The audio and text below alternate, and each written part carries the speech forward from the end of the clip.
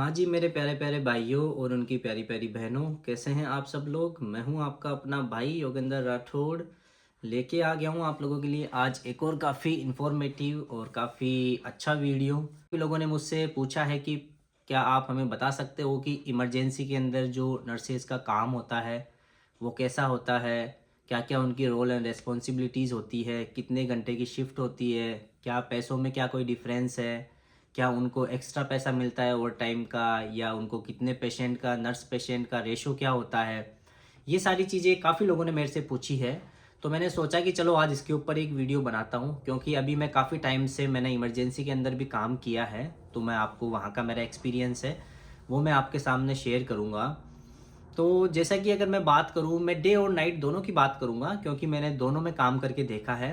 वैसे आपको पता है मैं एक्यूट मेडिकल यूनिट में काम करता हूँ, बट मैं एक्स्ट्रा काम करने के लिए मैं इमरजेंसी में भी गया, ताकि मुझे वहाँ का भी जो वर्क रूटीन है, नर्स पेशेंट का रेशियो है और क्या सैलरी में डिफरेंस है वो मुझे पता चले।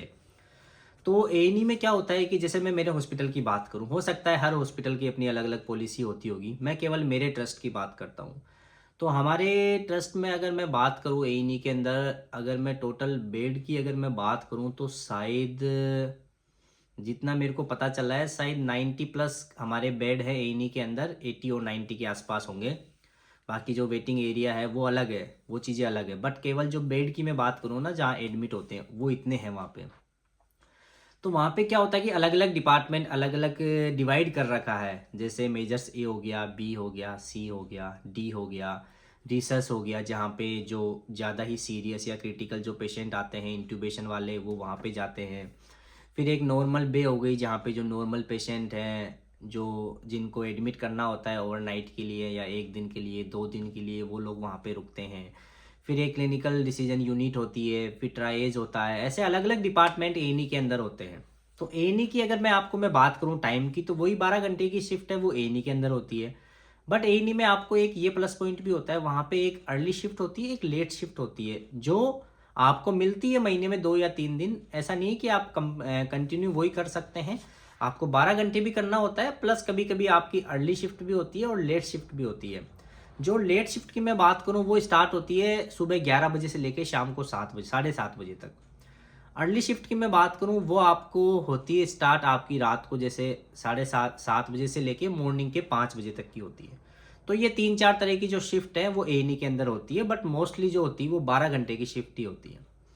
अब मैं बात करूं साहब, नर्स पेशेंट का जो रेशियो है वो कितना होता है। मोस्टली जहां मैंने पता किया है, जहां मैंने काम किया है, वहां पे आपके पास में 3 से 4 पेशेंट होते हैं एक नर्स के पास में। 3 भी हो सकते हैं, कभी 4 भी हो सकते हैं ना, डिपेंड करता है आपकी स्टाफिंग के ऊपर। तो अब साहब सपोज करो आपके पास में 3 पेशेंट हैं। तो अब 3 पेशेंट हैं, तो आप वहां पे नर्स हो, आपके पास में कोई भी हेल्थ केयर असिस्टेंट है वो नहीं होता है। काफ़ी लोगों ने आपको बताया है कि आपके नीचे बैंड 2 होता है, बैंड 3 होता है, बैंड 4 होता है, फिर आपका नंबर आता है बैंड 5 का। तो ऐसा नहीं होता है। मैं हमेशा से आपको बोलता आया हूँ कि ऐसा कंपलसरी नहीं है कि आपको हर जगह ऐसा मिले। अब मैं एएनई की बात कर लूँ, मेरे पास 3 पेशेंट है या 4 पेशेंट है, तो वो उनका जो भी कुछ काम होगा वो मुझे ही करना होगा। मेरे पास में कोई हेल्थ केयर असिस्टेंट है वो नहीं होता है। कभी कभी वो दे देते हैं टेक्नीशियन जो आपकी हेल्प करता है ओप्स लेने में या ब्लड्स लेने के अंदर, बट ऐसा हर जगह नहीं होता है। अब सपोज करो आपके पास पेशेंट आता है, कोई एम्बुलेंस आती है, तो वो एम्बुलेंस सीधी आपके पास आएगी। अब आपका जो नर्सिंग इंचार्ज है वो बोल देगा कि उस बेड पे जाके इस पेशेंट को एडमिट करना है। एम्बुलेंस वाले आपके पास लेके आएंगे और आपको उस पेशेंट को एडमिट करना होगा। एम्बुलेंस वाले आपको फिर हैंड ओवर देंगे कि साहब इस पेशेंट की ये कंडीशन थी, ये इसकी चीफ कंप्लेन थी या इसकी प्रेजेंट कंप्लेन थी, इसकी वजह से हम इसको लेके आए, हमने ये मेडिकेशन दी है या फिर हमने जो ऑब्जर्वेशन की है वो ये है। वो सारा हैंड ओवर आपको देंगे।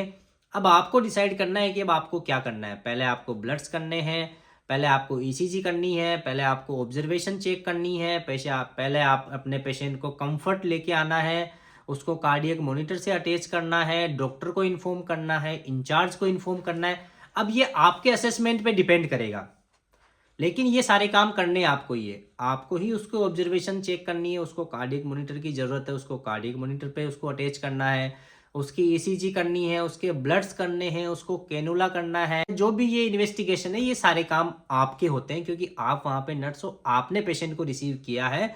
तो अब ये आपकी रेस्पॉन्सिबिलिटी है डिपेंडिंग ऑन पेशेंट कंडीशन कि आपको क्या चीज़ें पहले करनी है, क्या चीज़ बाद में करनी है। ये चीज़ें आप कर लोगे, फिर अब आपको डॉक्टर को बताना है अगर उसकी ईसीजी में आपको कोई चेंजेस लगते हैं, आपको पता होना चाहिए ईसीजी की रीडिंग है वो कैसे रीड की जाती है।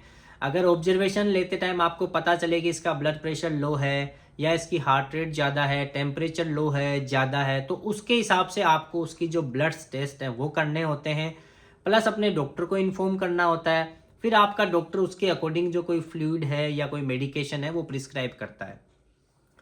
फिर आपको क्या करना होता है, फिर आपको वेट करना होता है कि जब उसके ब्लड्स रिजल्ट हैं वो वापस आएंगे, कब उसको डॉक्टर एलोकेट होता है। फिर वो डॉक्टर आके उससे बात करता है, पेशेंट की हिस्ट्री लेता है पूरी, आपसे पूछता है कि आपने क्या क्या चीज़ें की है, वो सब कुछ चेक करता है। फिर अगर उनको लगता है कि पेशेंट को साहब एक्सरे के लिए भेजना है, सीटी स्कैन के लिए भेजना है, वो आगे फिर वहाँ पे आप पेशेंट को लेके जाओ, वो काम करो। सब कुछ अगर नॉर्मल हो जाता है कि पेशेंट को एडमिट करने की नीड ही नहीं है, तो फिर उसको डिस्चार्ज कर देते हैं। डिस्चार्ज के टाइम आपको देखनी होती है कि पेशेंट को कोई मेडिकेशन देनी है, तो आप मेडिकेशन दो पेशेंट को, उसको समझाओ, उसका कैनुला वगैरह हटाओ। किसी किसी पेशेंट का आपको ट्रांसपोर्ट बुक करना होता है, तो आपको वो काम करना होता है, नहीं तो उसके फैमिली मेम्बर अगर उनके साथ हैं, कई बार वो लेके चले जाते हैं। तो ये एक रूटीन होता है जो आपको हर पेशेंट के साथ में फॉलो करना होता है। ये मेनली एएनई के अंदर काम होता है। कभी कभी मान लो बेड बाउंड पेशेंट है, इनकॉन्टिनेंट है, अगर उसने बाउल ओपन कर दिए, यूरिन पास कर दिया, तो भैया आपको चेंज करना पड़ेगा, आपको साफ करना पड़ेगा, आपको क्लीन करना पड़ेगा। तो ये गलतफहमी निकाल देना कि नर्स ये काम नहीं करती है। नर्स का काम केवल मेडिकेशन देना ही नहीं होता है। नर्स का काम वो सारा काम होता है बेड साइड पे जो एक पेशेंट की बेसिक नीड है, वो सारा काम नर्स का होता है, वो सारा काम आपको करना होता है। इवन कभी कभी आपकी डॉक्टर भी उस चीज़ में हेल्प करते हैं। तो आप ऐसी कोई अगर आपको किसी ने ऐसा कुछ बताया है कि नर्स का काम केवल मेडिकेशन देना है, तो भैया आपकी गलतफहमी है या फिर उन लोगों को गलतफहमी है जिनने आपको बताया है। बट जो मैंने किया है, जो मैंने देखा है, हर बेड साइड केयर चाहे वो किसी भी तरीके की हो, वो कहीं ना कहीं आपसे रिलेटेड होती है। आपको वहां पे अपना इन्वॉल्वमेंट है वो दिखाना होगा, आपको वो चीज़ करनी होगी। इसके अलावा भी काफ़ी सारी चीज़ें होती है, बट ये नॉर्मल रूटीन होता है कि पेशेंट आता है, आपको उसकी ऑब्जर्वेशंस लेनी है, उसका ब्लड टेस्ट करना है, ईसीजी करनी है, उसको एकदम कंफर्टेबल अपनी ट्रॉली में उसको लिटा देना है, उसका जो ड्रेस वगैरह चेंज कर देनी है, उसको पानी ऑफर करो, उसको टी ऑफर करो, फिर डॉक्टर को इन्फॉर्म करो, फिर उसकी इन्वेस्टिगेशन है उनको चेक करो कि सब कुछ नॉर्मल है कि नहीं है, डॉक्टर को बताते रहो।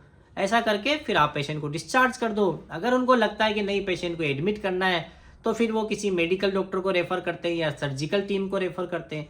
फिर आप उनसे कांटेक्ट करो, उनसे पूछो कि क्या प्लान है, उसके अकॉर्डिंग फिर आप अपने पेशेंट को किसी वार्ड में ट्रांसफ़र करना है, तो फिर आपको जाना पड़ेगा वार्ड में ट्रांसफ़र करने के लिए। ये सारे काम एक नर्स के होते हैं इमरजेंसी के अंदर। इसके अलावा भी काफ़ी सारे काम होते हैं, बट ये रूटीन है, ये बेसिक काम है जो आपको आना चाहिए। तो मेरा सब आप लोगों को मेरा यही बताना है कि जो भी कोई इमरजेंसी में काम करना चाहता है, एटलीस्ट आपको कैनुला करना आना चाहिए, आपको ब्लड्स लेने आने चाहिए, आपको ये पता होना चाहिए कि मेरा पेशेंट इस कंप्लेन के साथ आया है, तो मुझे कौन कौन से ब्लड्स हैं वो करने हैं।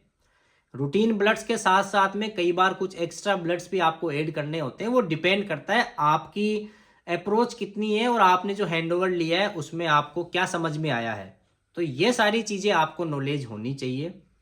फिर मैं बात करूं एक्स्ट्रा टाइम की, ओवर टाइम की, तो एएनई में मतलब इमरजेंसी में जो काम करता है उनको एक ये अपॉर्चुनिटी होती है, वो एक्स्ट्रा टाइम या ओवर टाइम है वो इजीली कर सकते हैं, क्योंकि एएनई काफ़ी बिजी होता है, काफ़ी बड़ा होता है, वहाँ का स्टाफ है काफ़ी ज़्यादा होता है। आपकी करियर ग्रोथ है वो वहाँ पे काफ़ी अच्छी मिलती है आपको। इजीली आप बैंड 6 बन सकते हो, बैंड 7 बन सकते हो, अगर आप में टैलेंट होगा और आप इंटरेस्टेड हो। तो ये चीज़ें एएनई में काफ़ी अच्छी है। बात करूँ मैं सैलरी की, तो नॉर्मल वार्ड के कंपेयर में एएनई की जो सैलरी है वो भी ज़्यादा होती है। अगर किसी को डाउट हो तो मैं कभी वो अपनी जो पे स्लिप है वो भी मैं आप लोगों के सामने डाल दूंगा, तो ऐसा कोई दिक्कत नहीं है उसमें। बट ये चीज़ें हैं जो एएनई को आपको दूसरे जो नॉर्मल वार्ड के कंपेयर में एएनई में आपको एक्स्ट्रा है वो देखने को मिल सकती है। एक तो आप अपनी स्किल्स को अच्छा कर सकते हो, एक आप अपनी करियर ग्रोथ है उसको अच्छा बना सकते हो। काफ़ी फास्ट है एएनई, काफ़ी फास्ट फॉरवर्ड स्पेस होता है, तो आपको अच्छी अच्छी चीज़ें सीखने को मिलती है। आपके पास में हर तरह के पेशेंट आते हैं, आपको पता है एएनई में हर तरह के पेशेंट मिलेंगे। आप अगर किसी इंडिविजुअल वार्ड में जाते हो तो हो सकता है वहाँ पे केवल आपको लिमिटेड पेशेंट है वही देखने को मिले, बट एएनई में आपको हर तरह के पेशेंट मिलेंगे, हर तरह की चीज़ें सीखने को मिलेगी। काफ़ी ज़्यादा आपको अपना ब्रेन वहाँ यूज़ करना पड़ेगा। आपको अपना माइंड है, अपनी स्किल्स है, अपना नॉलेज है, वो यूज़ करके अपना पेशेंट का असेसमेंट है वो करना पड़ेगा। तो ए में सारी चीज़ डॉक्टर पे डिपेंड नहीं होती है, 50% रोल आपका भी वहाँ पे होता है। तो इसीलिए मैं मानता हूँ ए काफ़ी अच्छी जगह है।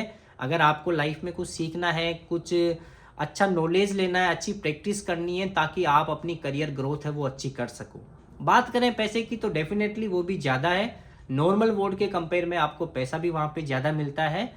तो ये कुछ सारा था ए का मेरा एक्सपीरियंस। तो अब आप लोग डिसाइड करो, अगर आपको इमरजेंसी में काम करना है और भी अगर कुछ जानना है तो आप मुझे कमेंट कर सकते हो, आप मुझे पर्सनल डीएम कर सकते हो।